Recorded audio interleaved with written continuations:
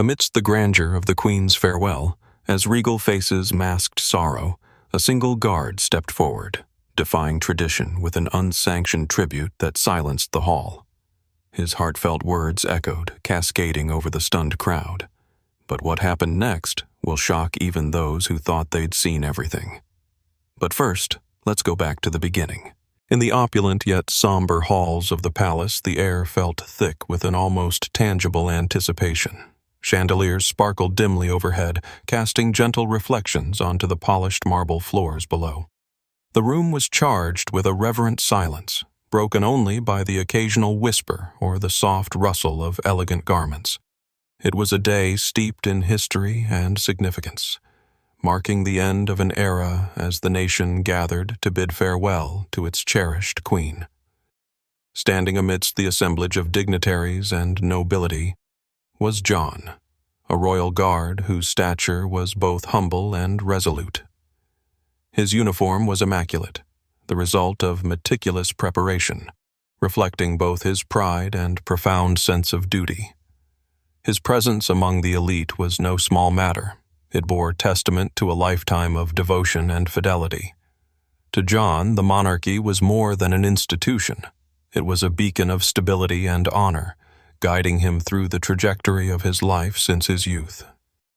John's mind drifted through the years, recalling each instance where the Queen's wisdom and grace had left an indelible impression on him. Her legacy was present in every detail of the ceremony, from the symbolic ornaments adorning the casket to the haunting melodies that filled the chamber. Her reign had been one of dignity and resilience, a soft yet commanding influence on a changing world. In his heart, John harbored a profound respect and affection for the Queen, an emotion that transcended the usual stoicism expected of his position. The ceremony itself unfolded with the precision that only long-standing tradition could dictate. Yet, the grandeur of the event did little to alleviate the ripple of unease that crept into John's heart. As the courtiers and statesmen carried out their measured duties, John found himself in a quiet inner conflict. The guise of formality felt, at times, like a barrier to the rich human emotion that swelled within him. It was an emotion that longed to pay tribute not just through the regimented ceremony, but in a manner as genuine as the Queen's impact on his life. It was within this tapestry of reflection and solemnity that John found himself pulled by an impulse so deep it was almost primal. There, amidst the grandeur, he was overtaken by a wave of vulnerability, a potent mix of loss and gratitude that surged through him with a force unmatched by any he had felt in his years of service. The attendees remained oblivious to the internal tempest sweeping through John, their minds occupied by the grandiosity of the occasion. Little did they know, an unexpected moment awaited, a moment that would etch itself into the tapestry of that day, not merely as another milestone in the annals of history, but as a heartfelt tribute from one soul, echoing with sincerity through the hearts of many. This spontaneous act lay on the cusp of unfolding, ready to lace the solemn ceremony with the warmth of genuine human connection, bridging tradition with the authenticity of heartfelt emotion. The grand hall of the palace, typically filled with the calm composure of discerning decorum, was now a sea of mournful faces united in a solemn farewell. Rich tapestries draped the cavernous walls, accented by the lion and unicorn emblem, a symbol of unity and strength that seemed omnipresent. An orchestra faintly echoed the Queen's favorite sonata, a haunting melody that lingered in the air like a gentle whisper from history itself. The atmosphere was saturated with reverence and the quiet noise of grief, merging into a singular note of collective sorrow. John, a stoic figure in his meticulously trimmed uniform, stood at the periphery of this gathering. His presence, usually restrained and part of an undistinguishable line of guards, now held a heavier weight. For years he had watched over the monarchy with unwavering duty. His quiet devotion became a testament through acts unseen and words unsaid. Yet this day, enveloped in grandeur, was meant to be unadulterated by personal sentiment, guided strictly by centuries-old tradition. Guests from realms and regions beyond watched, their eyes underlined by solemnity and piety, as the Queen's casket, draped in rich royal blue, stood as a poignant final chapter.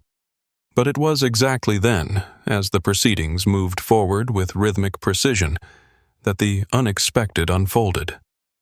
It was as if an unseen hand gently shifted the course of events. An emotion too powerful to restrain surged within John's heart. A wellspring of grief, respect, and thanks for a life influenced deeply by the Queen's grace and contribution. His mind filled with poignant memories of brief exchanges and kind gestures that painted the monarchy in hues of warmth rather than authority.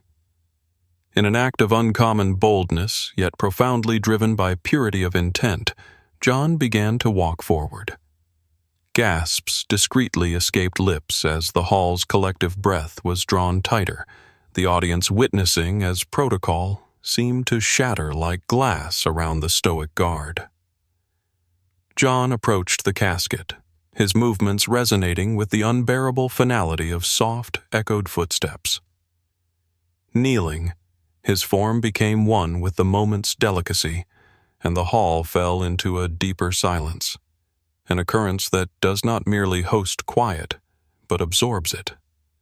He whispered words, tender yet public, delicate yet echoing, speaking not just to the one he revered, but to every soul present. A string of gratitude tied intimately to sentiments shared far beyond the palace itself. He acknowledged the woman's humanity beside the crown, revered her compassion beside her power, praised her humility layered beneath royal prestige. The audience was enveloped in its own wave of emotional mirroring.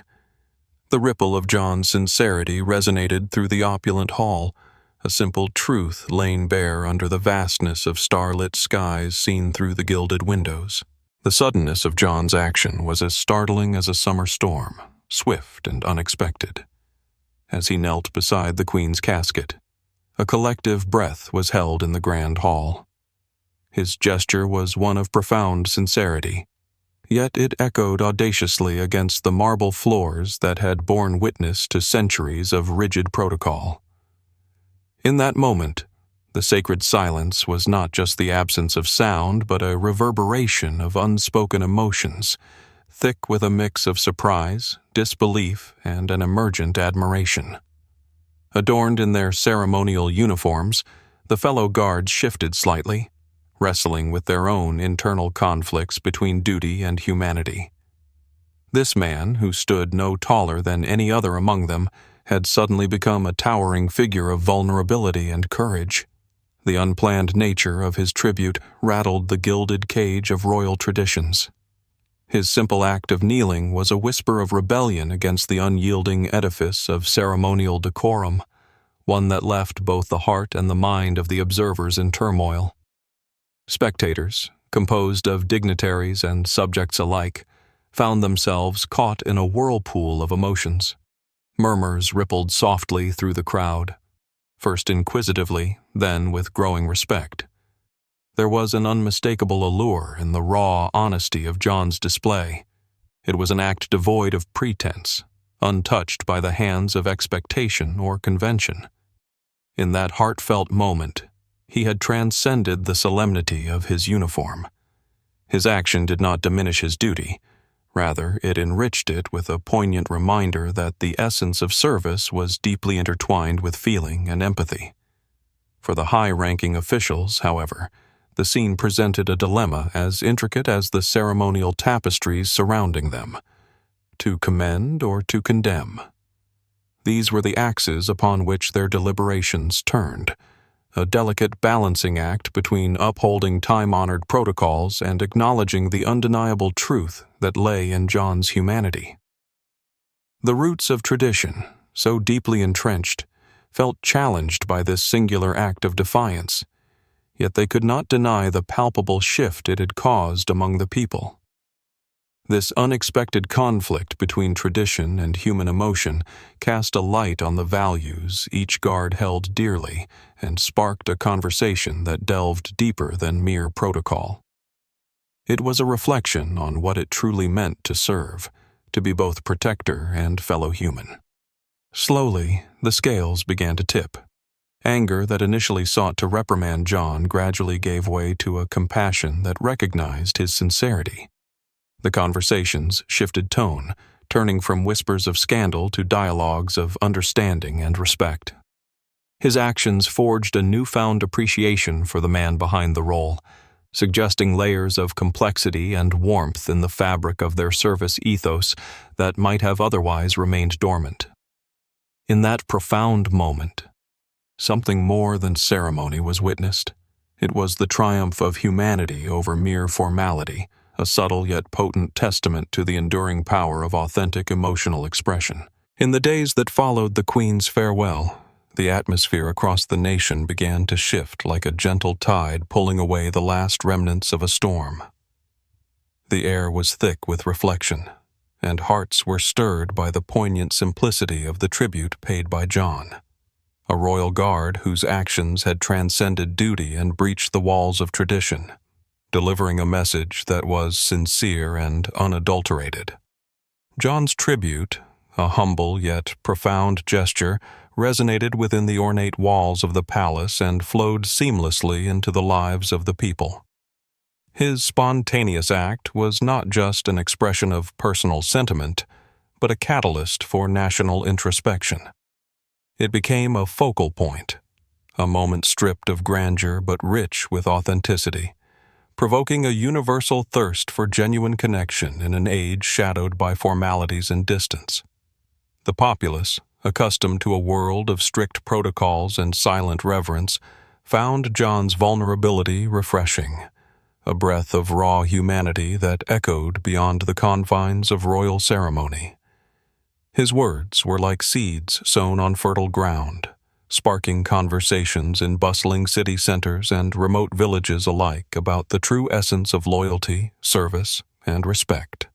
These discussions swirled around taverns and parlors, as people hungered not for scandal, but for authenticity and sincerity, traits John embodied so unassumingly during that pivotal day. As stories of his actions spread, the nation collectively recognized an opportunity for change. The realm paused, reflecting on its values and the direction it wished to pursue, inspired by a singular man who dared to challenge the norms with grace and humility. Whispers of admiration grew louder, evolving into a chorus of support that reached the corridors of power, compelling those in authority to pay heed to a momentum they could neither ignore nor resist. In a poignant address to the nation, the new reigning monarch acknowledged John's courage, affirming the importance of authentic expression and the unspoken bonds it weaves among people. The monarch's words were more than an echo of approval. They were a resounding statement of unity and an invitation to embrace humanity in all its beautiful imperfections. John was formally pardoned for his breach of protocol, but more importantly, he was lauded for embodying the courage to feel, to express, and to remind a nation of its beating heart. This period of reflection and acknowledgement marked a healing phase for the realm, like the first rays of dawn breaking through a long night. People began to feel an enduring hope and a renewed sense of unity, entwined by shared emotions and aspirations that transcended social hierarchies.